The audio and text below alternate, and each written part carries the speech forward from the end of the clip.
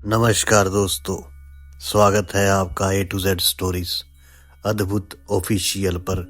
साधु संत फकीर गुरु रहबरों की सदा ही जय जयकार। जय महाकाल, हर हर महादेव। विवादग्रस्त ब्रह्मा विष्णु के मध्य अग्नि स्तंभ का प्रकट होना। ब्रह्मा जी कहते हैं, हे देवर्षि नारद, जब नारायण जल में शयन करने लगे तब शिवजी महाराज की इच्छा से विष्णु जी की नाभि से एक बहुत बड़ा कमल प्रकट हुआ।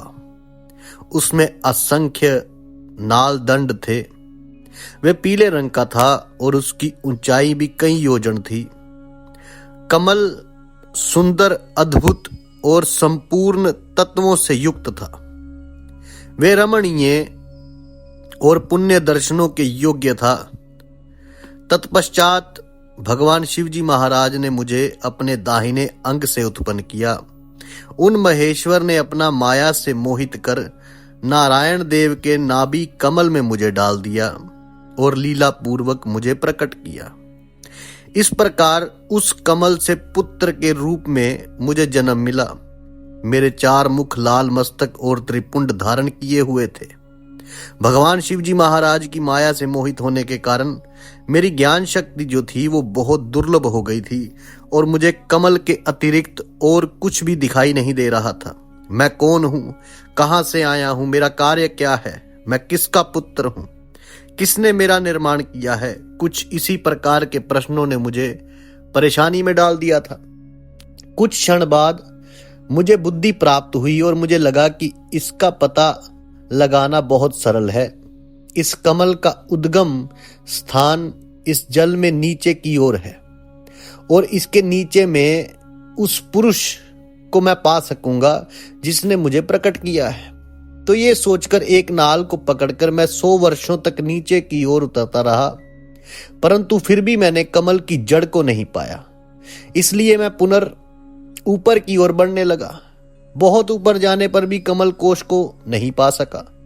तब मैं और अधिक परेशान हो गया। उसी समय भगवान शिवजी महाराज की इच्छा ने मंगलमयी आकाशवाणी प्रकट हुई। उस वाणी से कहा, तपस्या करो। उस वाणी ने कहा, तपस्या करो। उस आकाशवाणी को सुनकर अपने पिता का दर्शन करने हेतु मैंने तपस्या करना आरंभ कर दिया और 12 वर्ष तक घोर तपस्या की। तब 4 भुजाधारी सुंदर नेत्रों से शोभित भगवान विष्णु जी महाराज प्रकट हुए। उन्होंने हाथों में शंख, चक्र, गदा और पद्म धारण कर रखे थे। उनका शरीर श्याम कांति से सुशोभित था। उनके मस्तक पर मुकुट विराजमान था तथा उन्होंने पीतांबर वस्त्र और बहुत से आभूषण धारण किए हुए थे। वे करोड़ों कामदेवों के समान मनोहर दिखाई दे रहे थे और सांवली व सुनहरी आभा से शोभित थे। उन्हें वहां देखकर मुझे बहुत हर्ष और आश्चर्य हुआ। भगवान शिवजी महाराज की लीला से हम दोनों में विवाद छिड़ गया कि हम में से बड़ा कौन है। उसी समय हम दोनों के बीच एक ज्योतिर्मय लिंग प्रकट हो गया। हमने उसका पता लगाने का निश्चय किया।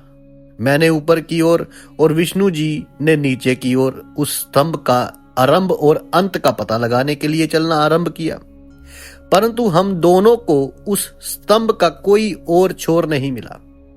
थककर हम दोनों अपने उसी स्थान पर आ गए। हम दोनों ही शिवजी महाराज की माया से मोहित थे। श्री हरि ने सभी ओर से परमेश्वर शिव को प्रणाम किया। ध्यान करने पर भी हमें कुछ ज्ञात ना हो सका। तब मैंने और श्री हरि ने अपने मन को शुद्ध करते हुए अग्नि स्तंभ को प्रणाम किया।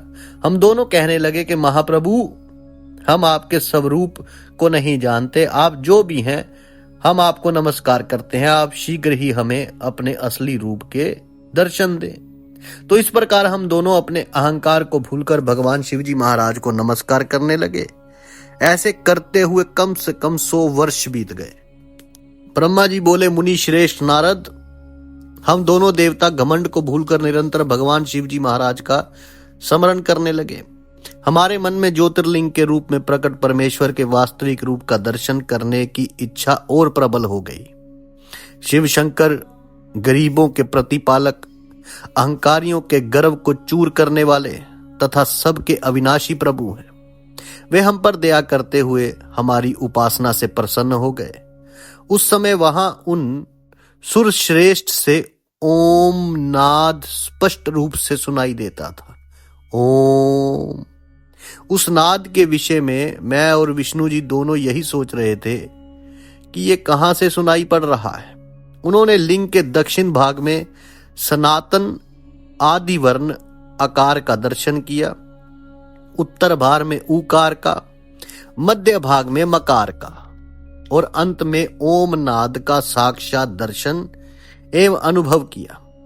तो दक्षिण भाग में प्रकट हुए आकार का सूर्य मंडल के समान तेजोमय रूप देखकर जब उन्होंने उत्तर भाग में देखा तो वे अग्नि के समान दीप्तशाली दिखाई दिया।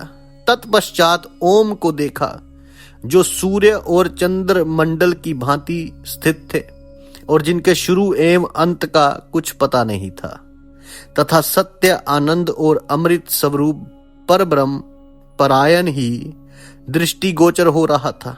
परंतु ये कहां से प्रकट हुआ है, इस अग्नि स्तंभ की उत्पत्ति कहां से हुई है, ये श्रीहरि सोचने लगे तथा इसकी परीक्षा लेने के संबंध में विचार करने लगे।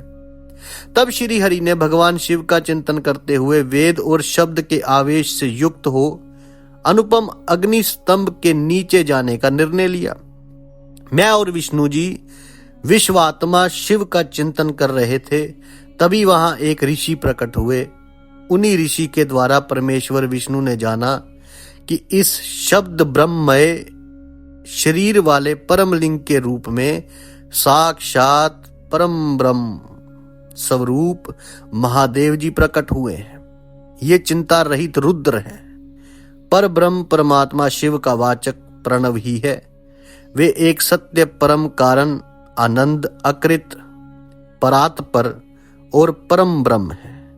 प्रणव के पहले अक्षर आकार से जगत के बीज भूत अर्थात ब्रह्मा जी का बोध होता है।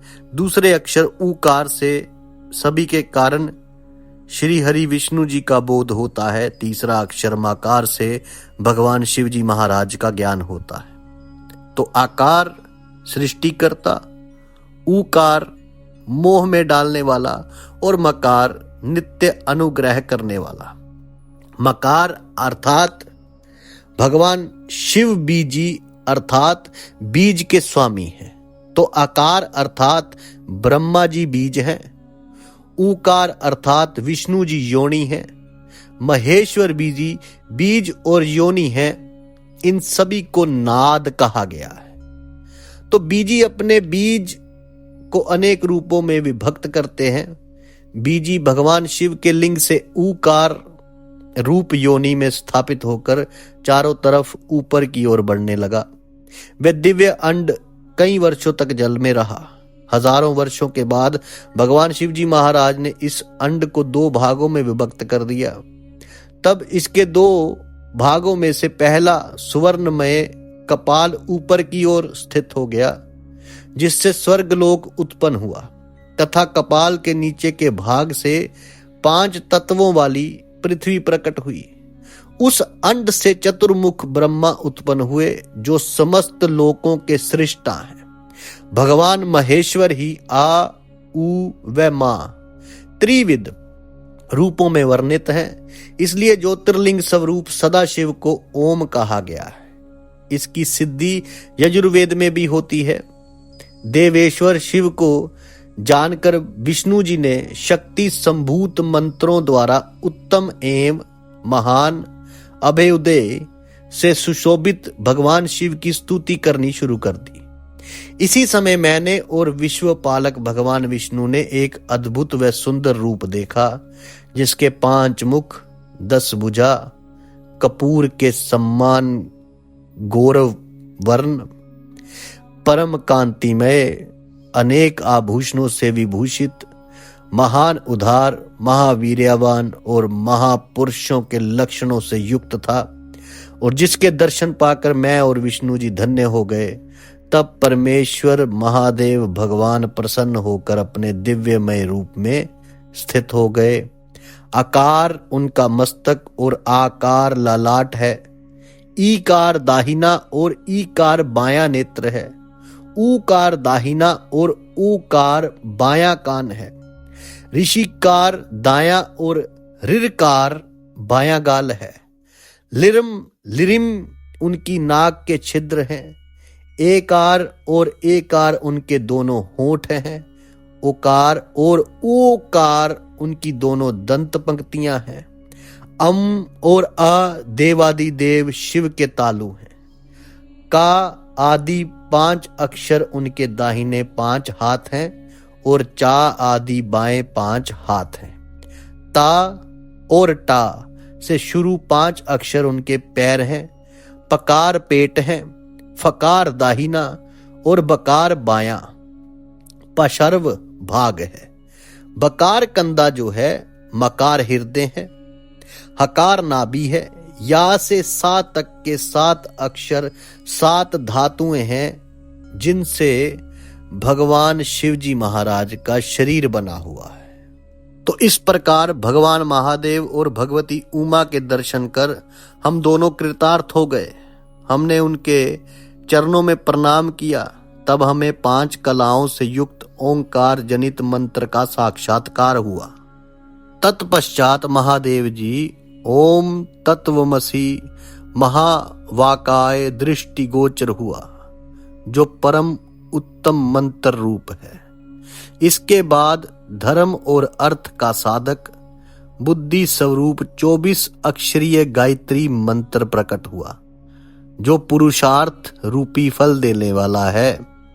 तत्पश्चात महामृत्युंजय मंत्र, फिर पंचाक्षर मंत्र तथा दक्षिणा मूर्ति व चिंतामणि का साक्षात्कार हुआ। इन 5 मंत्रों को विष्णु भगवान ने ग्रहण कर जपना आरंभ किया।